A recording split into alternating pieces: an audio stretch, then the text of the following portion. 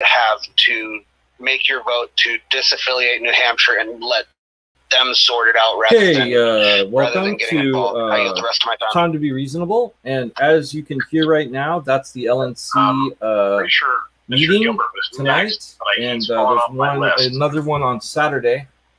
And I'm going to try to... I have a completely different list than you, which is strange. It's going to be weird talking over people, and sometimes there's going to be people that are going to tech that I have. And actually, swear and be loud. It's just what they do. That's probably not a real list. Maybe it shouldn't be. I don't know. Well, I'll have that going in the background. We're also expecting Sean Osborne tonight, but I don't know. I sent him the link, so hopefully he'll get it. The link might be not great for other people or something like that. I don't know. So let's get into it. I'm going to turn this down a little bit, I think. And then I can hear if something really crazy happens and share it with you. As some people know or don't know, there was an issue with New Hampshire, and obviously not wanting to bring down the party exactly. I just want to say that there were some issues. Basically, there was a gentleman by the name of Jeremy Kaufman who put out, who is apparently the head of social media, who had some questionable ideas about child labor and some other things. And because of that, it ended up being an issue of the chair leaving the party, or was going to leave the party, and then decided instead to separate the party, went to the LNC. The LNC gave which is the Libertarian National Committee Executive Board, specifically the chair, gave a letter to the I am, of course, talking about the comment section of the meeting. I would request that everyone be respectful, think twice, and be nice. Thank you. All right, so that was someone saying that we need to be nice and all that. So. Make sure my invite information is here. This is the first time I've ever done this with the invite, so hopefully we'll see how that works. So anyway, after that, there was an issue. Here we go. Sean's here, so we'll talk to him now, and I'll add him to the stream. I don't know, Sean. Should we try and have? I've actually got the LNC going right now.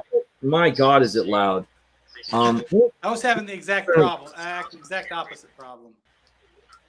Because I was going to. Comments, I mean, it's going to be on there. I'll check out the public comments in a little while. Yeah, I think I'm just going to turn it down. I don't think that we're going to hear anything crazy, especially in the first 30 minutes. We've already had some really stupid things happen.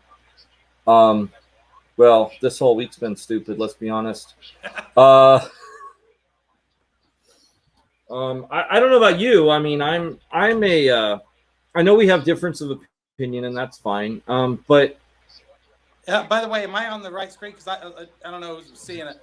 I'm actually blind, so I can't put this damn camera straight. So yeah, you look fine. All right, cool. You look good. I look like half a moon. I did a video the other day of me playing one of my songs, and I look like a half moon on the damn thing. Oh yeah. Yeah, I understand. So sorry, what were you saying? Oh, what I was saying is we have different ways of viewing things, but at the same time, it's we usually everybody can come together, and this has just been massively crazy this week. And I used to say I was a pragmatist. In fact, joined the Pragmatist Caucus and found out that the pragmatists weren't really pragmatists. They're more middle of the roadists. And there's a lot of them. Everybody was a pragmatist at one time, but I don't know if you heard, but they were dissolved today. The pragmatists were? Yes, they dissolved. But that's all I had known. No, they just dissolved. Like the whole thing dissolved. I don't even know how that would work, because if you have bylaws, it doesn't seem like the chair could just dissolve the whole thing, but I don't know. That's what the whole New Hampshire thing started with, right? Right, exactly. Can't yeah, that's the thing. It's like the chair goes, "Oh, I'm going to," and if like you're not familiar with the Libertarian Party, like you're just tuning in, it's like it'd be the same thing as if any person in an organization that was, duly elected was like, okay, well, I'm going to start my own thing, and then I'm going to create bylaws and bring in all my own people, and that's going to be the new organization. And it's like that's not how that works at all. So you can't do that. I was on a chat last night with Evan McMahon, the chair of Indiana, and he said the same thing. He just you can't. He goes, the way they went about that was completely the wrong way. And I think it's wrong anyhow. I mean, to go after a whole group of people, I hate that. I hate that whole mentality that people are going after people right now for the reactions of one person, and then the public shaming of everybody. This whole culture we've got going on now in the country. It's not just libertarians. The woke people who are doing it. The whole idea you got to shame somebody, like that's somehow going to make them understand that maybe there's a better way to say something. People are saying that these tweets are destroying the party. No, the shit talking is destroying the party. I mean, I've been voting libertarian for 20 years, and I've waited a long time for people to show up here and come start voting our way and stuff. And I got mad when I see people in the Republican Party, like over there doing it. I'm like, God damn, it's not supposed to be over there, And I came from the left. I came from the Democrats. I'm an anti. I did too, so I understand. Yeah. Yeah, I'm anti-war. I'm anti-war on drugs. I hate discrimination, but also I hate force. And if people are going to have bad ideas, they're going to have bad ideas and work that shit out. And I get you. Yeah, so I just, man, I hate the whole thing. I hate the fact that, like, I heard about it this afternoon, I guess, that they're trying to get rid of Karen Harless, and I think that's just, I don't see the point of that. That's just, I mean, that's vindictive. Yeah, I think that there's causes that they keep bringing up that I'm like, okay, that, fine, talk about that, but it's weird because you're making one point and then you're making another point, which this has been happening throughout this whole weekend. It's like a purge. It's funny. That's what they keep saying the takeover was going to be like. And it's not the racist people that are kicking people out. It's those pragmatist people, and they're purging people. I mean, exactly. It's but that's what I was going to say about the whole Harlow's thing is that, okay, maybe you do have a point about her monetizing on YouTube and taking that information direct or something like that. Fine. But you're not making that point now because of that. You're making that point now because of the things that she's saying that you don't like. Right. So, if you have an issue with that, then you could have brought that up earlier. If you were like, oh yeah, we don't think that she should monetize. And the thing is, it's like, you're not, well, I guess, I don't know if Sharp is on any committees or not, but I mean, obviously his numbers are way over Harlow's. Like I was looking at him the other day. And I mean, how much? And they both dwarf both really you and me, so there's that. What's up? Yeah, how much do they think she really made on that? Because my music's on YouTube, and I get paid about 1 penny for every 7 plays. I don't know how what it's like for you guys. Okay, so she has super chats, but I don't know how much those end up making. So I know that. So like you get $20, like $20 a message or something sometimes. But I don't know how that works. I want to get on that because that would be good for Gaming Fix. Somebody being able to earn money, I think that's stupid, and especially she gave both sides even opportunity to talk. Well, I think that maybe you should be limited just because if you're given a position of privilege which allows you to have content that other people wouldn't have access to, I think that's my thoughts on that one. But she can earn all the money she wants. I'm just saying, talking about earning money directly from the position is where I think they were talking about. I know. I'll personally be going to her page and putting it on repeat myself. That's for sure. I wore my Anarchy pin for her today. That's cool. And like I said, and some of the things that are like being brought up, I think are crazy. And I think I was surprised. The first thing that they wanted to do on tonight is they wanted to shut down the room. Yeah, they wanted to make, they were like, we want to shut down chat. And chat's like, and it's weird because it's actually kind of strange that, say what you will about Joe, and I know you have a position about Joe, but as far as Joe Bishop Henchman, when he ran it, he didn't even think about trying to quiet chat. So hopefully we haven't gone into from the frying pan into the fire with Mulman, the new acting chair. I know for a fact I'm gonna be going to Reno and I'm gonna be voting for Angela McArdle. That's for damn sure. Because I've told people, because I post in a lot of groups, and I'm from Indiana, so I post stuff over there, and I posted some Mises stuff over there. I'm not a spokesman for Mises. I'm not a donating member. I sure as hell am associated with them because I work with them all the time, and I love their enthusiasm. And I've seen nothing of the crap people talk about them. Angela works with us out here. She does a lot of great work. She's united the party. When she got here, the place was a disaster. She's fixed it up. Everybody works on what they work on. It doesn't matter, what caucus you are, if you're not in a caucus, what you look like, how you identify. None of that, all that's irrelevant. You do what you do, and you do it for liberty.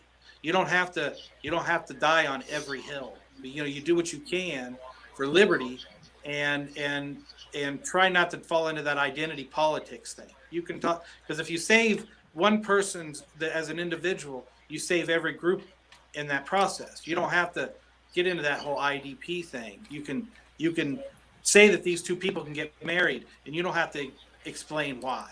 You don't have to explain, well, it's because that gay people have this right. Yeah, they have that right, but it's not because of anything else. It's just because they have that right. So they have that right, and that's all we need to say. In those kind of senses, we have to make. I'm glad that the Libertarian Party has always said that gay people could be married. It hadn't even been 15 years since the Democrats thought it was okay. I'm proud of the Libertarian history, and like let's say even that tweet, like with the one that stirred up all the shit, like with the child labor thing. I think I don't know. Maybe my phone didn't read the whole thing, but to me it didn't seem crazy because I don't go straight to putting children in mines. I don't think I want a kid running a bulldozer. I don't think that's what that tweet's saying. I'm thinking that tweet says some kid could get a job after school, and earn a little extra money, get some responsibility, and learn. There's already laws against child abuse and child endangerment, so that law is kind of it's redundant. Somebody puts a kid in a factory and the kid's in danger, obviously that puts that child in danger. You don't need that other law. It's redundant, and it stops poor people from being able to do things. It stops kids from being able to, have an entry-level job and learn to be someplace on time. I just listened to a great book by Thomas Sowell called Black Rednecks and White Liberals. And he talks about things like that, like people, not necessarily about that law, but, being able to be responsible and work. Those are the things. That's what builds character. And instead, we have children who, don't learn these things. They learn this crap in liberal schools and think that the government's going to take care of them. And I'm a teacher, by the way. I teach music. So, I really try to teach kids and talk to them as little adults and how they can use what they're learning here to work in the future. I always let them know that they can use this as a job. You don't ever have to have some crappy job. All you need to do is be able to play a little bit of music and teach little children music. You don't have to be a great piano player or anything like that. Teach children music, learn a skill, and have these kind of skills. Because I started teaching when I was 15. I didn't like it when I was 15, but that's the thing. We need to empower people, not take power away from people. You know what I mean? So that's what I saw when I saw the tweet, and I see Gary Johnson popping off. Oh, this is not what we stand for at all. Actually, that is a libertarian stance. Well, it might not have been worded the way that they wanted, but it is a libertarian stance that if a family has a child that wants to go out and get a job, like that's safe, obviously, we don't want the child to die. I looked at that argument the same as people who say we want drugs legalized. And I have a progressive friend. He's the co-host of my podcast with me. He's always, 8-year-olds will be selling heroin on the street. I go, how many 8-year-olds are selling vodka on the streets, right? You know, I don't want kids selling heroin on the streets. I don't want kids in mines, but I also don't want stupid laws, and I don't want people misrepresenting what a tweet's about and trying to tear everything down about it. It really fucking bums me out to see this crap. I think to myself, I can't believe some of these people really honestly think they're libertarians. They're going to go on verbal attack streams instead of talking to somebody. You know, what the hell happened to the non-aggression principle? That goes to tweets too. Shit. You know what I'm saying? Could I speak? Yeah, sorry. That's fine. I just wanted to say that there's some. See, I see it as equal fault, and that's my thoughts on this. I saw, like, for instance, with the letter that JBH wrote, and then everybody's like, well, he's calling us all this, and it's like, no, he was explaining a situation, and then all the Mrs. people were like, oh, he's calling us all racist, and he's like, no, he's saying that certain people perceive this way. And I think that's a problem, because when people start getting into this faction type thing, they don't think logically and rationally, because that's not what was said. Someone was explaining something, not just saying these people are this. And I think there's been a lot of that this weekend that I've seen, where people have, like, said things, and we're trying to explain, like, I have this fear in earnest, and it was like, well, fuck you, fuck your fear. I mean, like, I saw Karen Ann doing that a little bit, and I don't understand why she's so harsh, where she's like, yeah, you might feel this, Mr. Chair, but who cares what you think? And it's like, there's no reason to be that harsh. That harshness is not needed in this movement. No, I definitely could be nicer. That's for sure. But that's what I mean. Like when somebody sees a tweet that they don't like, and I'll say I'm not defending tweets, because honestly, the child labor one's the only one I looked at. I don't know about the other tweets. I don't really care. Yeah, I only saw the child labor, and the guy has clearly got some issues, and I certainly wouldn't defend him or. Yeah, so that I want to make that clear. I'm not defending his tweets, anything like that.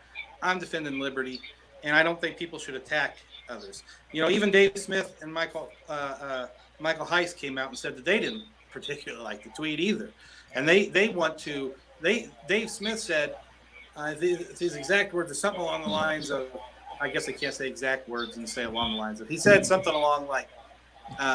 He doesn't feel that a state party or a national party should have some sort of message like that, because it doesn't represent the majority opinion of the people in the party like that. Something along that lines. That it's not what the party, as an individual libertarian, you can say what you will, and that way you have to deal with that and not run the smear on everybody else. So there were people in the Mises who felt that way. They were trying to deal with it, not out in the open, dirty laundry stuff. Trying to say, hey, sure. And they had the same talk with Kentucky, and I don't think they've had the same problem yet. Well, I think it's a really weird response. It's if someone is acting kind of strange on your social media, so your response as a chair is to resign. That doesn't really make sense to me. I don't know why that happened. I don't know why she didn't just go to the board and say, hey, this social media, this is not working. And I mean, it worked in garnering Fox News's attention, I guess. They're now discussing, child labor laws and, our thoughts on them. But I'm not sure that was worth it. I think Spike or somebody put out a tweet and showed, like, or maybe even John Phillips put out a tweet showing the same message with a different tone. So that's how it should be done. And yeah, that's great. Sure. I hope people take this as a learning experience instead of turning it into a barroom brawl. Man, it's sad, that it turns into this. I really am surprised at how intolerant people are, because as a libertarian for years, I felt the hardest thing to do as a libertarian is you have to be willing to defend people's rights that you don't agree with. Because I feel a certain way on it doesn't mean that somebody else can't feel another way. And that's what all these people are doing, is they're trying to force their feelings on other people. And I don't get it. It's the most unlibertarian thing I could think of. I think it's interesting that we didn't have like fights like this for policy concerning like lockdowns and masks and stuff, because I think that there was two different issues, and I could have seen that happening more than something like this. Yeah. You know, because that's one thing that I'm personally for, like, and I got into some issues with both sides of the fence. Like I have the SW, I'm in gaming, so I have SJW friends, and then I also have because in the arts and stuff, and then I have libertarian friends, and some were kind of shocked that it's like, wait, are you saying that? I'm saying, yeah, there should be no mandate, but we should do it anyway, and no one should make fun of anybody for doing it. That's basically what my stance was. But I had some libertarians leave my feed because of that. I like what they did at the some of the libertarians. They started at sometime when they started having the caucuses or whatever you call it, like when they were getting together to get ready to go vote. What they did at the libertarian meetings is anybody wanted to social distance, wore a wristband voluntarily. Not that's cool. Voluntarily, so people could see this and voluntarily say, okay, we're gonna give this person respect. That's ultimately what it's about, respect. Exactly. For me, exactly. I'm against all mandate. I don't give a shit what it's about. They can mandate I breathe, and I want to stop breathing for a while just to fight it. Well, that's the thing, is like the whole thing could have been done differently. Like I was talking to my friend Mark about that and saying, it could have easily been done from a get-go. Like it was already starting to be a fad. Like masks were already starting to be a fad. They could have easily just said, yeah, they could have used Hollywood, had people come in on TV and say, hey, you should probably put on a mask because it's a lot safer, and then not made it a mandate, and you wouldn't have gotten as much backlash. But I mean, obviously, go ahead. Go on. That Fauci's emails, he said something about the masks not working. So, the fact that they had all kinds of different information and all this stuff. One thing that really bothers me is that when people were saying that it came from a lab, they said no, it didn't. You don't need to wear masks, and then it ends up it might come from a lab. I don't know, and then you need 2 masks and all this crazy ass information, and it makes me wonder if they thought it might have been from a lab. And it could have possibly have been, and people were telling Fauci this, who were experts, and he thought so too. If they would have just said that, I bet you that would have scared the shit out of people, and they'd have worn their masks, because nobody wants to think about some biological weapon. But when they're saying no, it's natural. Yeah, that's true. Yeah, if it's Agent Orange, it's a little different, right? Yeah, if they would have, but they were so worried about getting rid of Orange Man that they said no, we're going to do this because he thinks the other way. Even the Atlantic admitted, I think it was the Atlantic. Maybe it wasn't. So I can't remember what publication it was. Had an article where they said that they didn't report the lab stuff because it was associated with Trump, and they didn't want to get pulled down that rabbit hole. I mean, when press is that manipulated, it's horrifying. I will say that was really weird because, Trump moved all of the he made it so that the vaccinations happen so fast. So then when the Democrats got in, they're like, yeah, why wouldn't you trust the vaccine? And it's like, that's kind of weird because before you were like, we don't trust him, and he's like the one that moved it all forward. So kind of weird. And then at the same time, you had Republicans that have been trusting Trump all this time saying, well, we don't trust these vaccines. So I don't know. Yeah. If you think about it, it's weird, man. Things are weird. People are kind of strange. Well, everybody has what you're scared of, and all this plays on so much of what people have fears of. Like on my progressive podcast, or my podcast, A Progressive Libertarian Walk Into a Bar, my progressive friend and I talked about the ethics of it all, and he thinks everybody needs vaccines. I don't know. I think he might have stayed short of saying mandated it, but the idea that government could force these kind of things, and I don't know, the scary aspect of it is you don't know how it's going to affect some people. and all this It's true. stuff that goes along with it. Everybody has some sort of fear of this. And we talked about the ethics of the vaccine. Like, it was invented, I think, 3 days after Chinese sent the DNA code or RNA code over here. So people could have started testing it. I wouldn't have done it. But if people wanted to do it and volunteer, they're brave people and they ought to be allowed to. And that's very libertarian. He said the ethics of that were bad. I said the ethics of letting people die who are wanting a vaccine that they were willing to try is bad. And I think if people want to try that out, that keeps coming up in like things like cancer. It's like there's these people like, I want to be part of these trials, and it's like, well, no, you can't do that, because what if something really bad happened? Like, what, I die? Like, if I died from cancer, why can't I? What? It makes no sense. Yeah, I have a friend whose wife got like some really, really rare ear cancer, and there's only one doctor or hospital that deals with it. It's in Houston. And man, they had a hell of a time fighting to get permission to get that. And I thought, man, that's crazy. Somebody will die without it. There's nothing else that could have done. And they were going to say, well, we don't know if it'll work. Well, what won't work? Doing nothing. Shit. It's true. Right?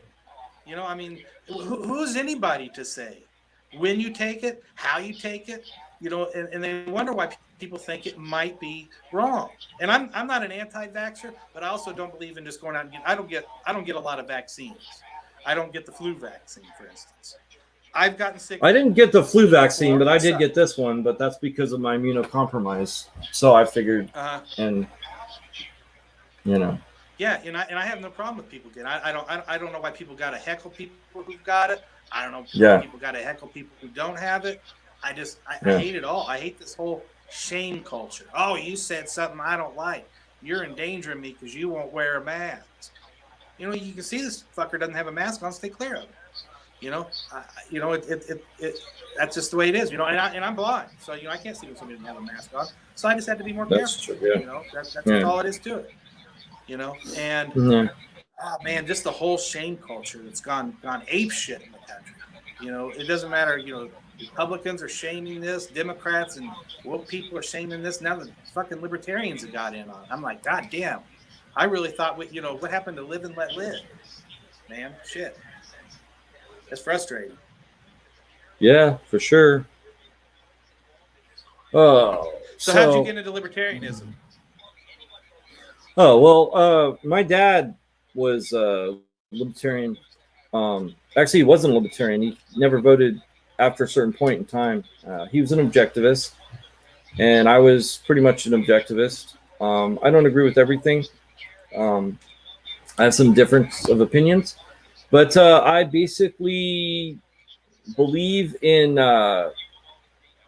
free business and free personal rights, and that's where things started. I worked with the Democrats for a very long time in campaigns. I actually worked in the campaigns and organization and all that stuff. And there just came a point where I'm like, yeah, I'm done. I'm going to go join the party and work with the libertarians. And, being full well aware that they just do not have their stuff together at all and haven't for years. Like, compared to, and it's weird too, because you're like, well, we could do it this way. And then people are like, well, yeah, but, we have to look at reason. Like, from my perspective, this whole thing, looking at it from a Democratic Party point of view, I'm sitting there going, okay, well, if we had a stronger central party, then this would be, if this was a stronger central, then they'd be saying, okay, this is how you do advertising as a state, but that's not how we work. So I don't even know what the point of the chair is, from what I can tell, because I keep, but I keep hearing people say that we need to limit the chair and limit the chair and limit the chair, and it's like, what's the point of the chair? I kind of wonder.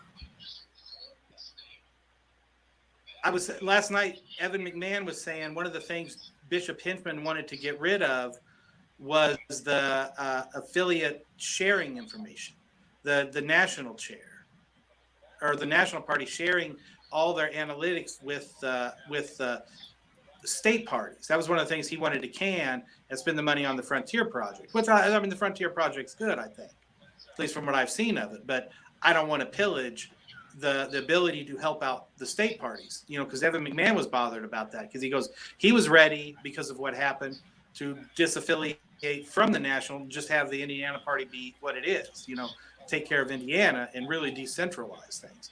But it seems like see, they gave the stuff back. Huh? That's my point exactly, though. Is what I'm trying to say is that, as I say, this is where we need to be able to, if we want to succeed, we have to do these things. And people are like, yeah, but we don't want to do that. We want to do this because it's we want to do this from this group of people. But the reality is like that's not as effective as if you have one group of people saying, okay, this is how we're going to move forward. So it is sometimes these principles that do make it difficult for us to go forward and actually get things done. So it's a thing. Like, I'll never forget, I told my dad, like, well, if I think that this Libertarian Party, when I was talking to him, I'm like, if we could go and get, there's got to be some libertarians that have some money. And then, if they put some money into the party, then they'd be able to move these things forward. And he's like, oh, yeah, but they'd never do that because they're principled. I'm like, that's great. But at the same time, I got to wonder, how's that? Well, I can there's tell you, things that work and things that don't. And you could sit there and be principled about it, but then you got to realize that those things are not going to get you where you want to go. The way Angela's done things out here, and she's an ANCAP, capital letters, what she's done, what she's done is gone out and found each one of us, or we found her. The former state chair, Ted Brown, called me one night and asked me if I wanted to run for office just randomly. I'd kind of been thinking about it. And then he called me and I was like, shit, yeah, I'll do it. And he gave me Angela's number. So I called her and she was nothing but helpful. Absolutely helpful. Right. I sit on the county XCOM for Northeast and Central LA. She takes what each of us offers and tells us to go do it. She doesn't, and she tries to. She doesn't get in our way. She facilitates us being able to go out and work on what we're good at. Me as a musician, I'm working on music that I want to give to people for their campaign videos and help that's them cool. so they can make commercials and stuff like that. I write a lot of protest music with the Libertarian stance. I do my Libertarian Los Angeles podcast and the Liberty Blues Network. So I do these things. I interview people. I talk to local business owners and stuff like that. And that's what I'm good at. And that's what a national chair should do. It shouldn't say, oh, this money should go to this. And what we can do is when you pay your dues, Karen Harless mentioned it, you can say where you want that money to be allocated to when you join the national party. So if you're more interested in this, give it to this thing. And that way we're all voting for it. Nobody can be turned down in that sense. You don't have to say, oh, we have to get rid of this so we can have that. People believe in it. Say, hey, if you really believe in this, when you renew your membership, please donate to this. Be leaders. And that's what I don't see as leaders. I see a lot of people trying to manipulate things. And what I want is a leader who stands up and says, we need help with this, and this is what we're going to do. If you're good at this, stand up and do it. Don't bitch because somebody else isn't doing it. Don't whine because nobody else has done it. Just stand up and do it. That's really what it takes. Get up and make your human action. Take part in it. You don't have a long enough life to fight every battle. So fight the ones you can do good at, and the ones you can win at. And that's what you do. And you don't spend your energy criticizing somebody else's battle. It's not going to help. You might go talk to them behind the scenes and say, hey, man, shit, I don't know about that. You can do that. You don't have to air it publicly on Twitter, call people names and shit like that. Man, shit. Yeah, I'm not really on Twitter, so I don't know. I am, but I'm on Twitter as my company, so I don't really see. I don't see what's going on with that. I see Facebook. That's about it. So yeah, Facebook is getting bad too. So Yeah. It can be awful.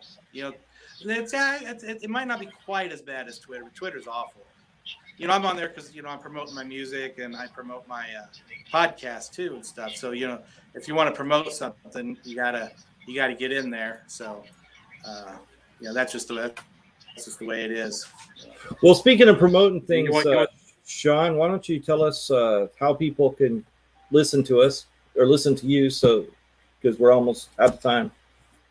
All right. Well, first of all, I want to appreciate you asking me to be on here. You know, it's always good to talk to somebody that you can have a civil conversation with, and I really appreciate that in a person and everything. My name's Sean Osborne. If you like, I play like folk style music.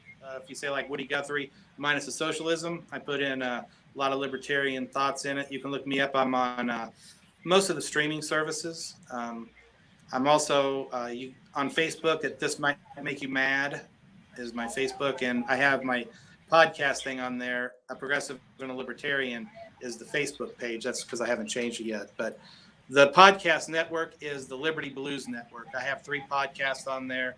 There's a Liberty Blues that I do with 2 of my friends from Indiana. One of them's a school teacher. The other one's a defense attorney. So we kind of talk about more of a national thing. We've had on Donald Rainwater. We had on Evan McMahon, you know, a lot of people from the Midwest, you know, from that Indiana area. But, you know, we've also had on John Phillips and the guys from Charles Melchin from the New Nevada Libertarian Chair.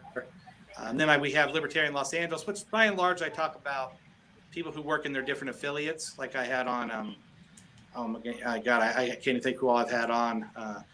Martha Bueno, I had her on, talk about like her activism and give people ideas here with that. And I interview people from the Los Angeles area, like business owners, about what the lockdown was like. And then the last one is a progressive and a libertarian walking to a bar, which is pretty self-explanatory. That was my original podcast. My friend and I, Fernie Sanders, we got together. We like to drink beer and talk politics. So we thought we ought to just put this online because it's kind of fun. You know, we have a civil discussion too. We always say sometimes we agree, sometimes we don't, but we always drink beer. So those are all. That's where you can find me. So please check out the music, check out the podcast, and you know, rate, review, listen, like, subscribe, and all that good stuff. All right, and just wanted to let everybody know that nothing has really happened. We still in public comment. I don't see anything specific. All right, everybody. Have a good night. Well, thanks a lot. Bye. I appreciate it. Have a good night, everybody. All right. Take care. I'm going to end the broadcast.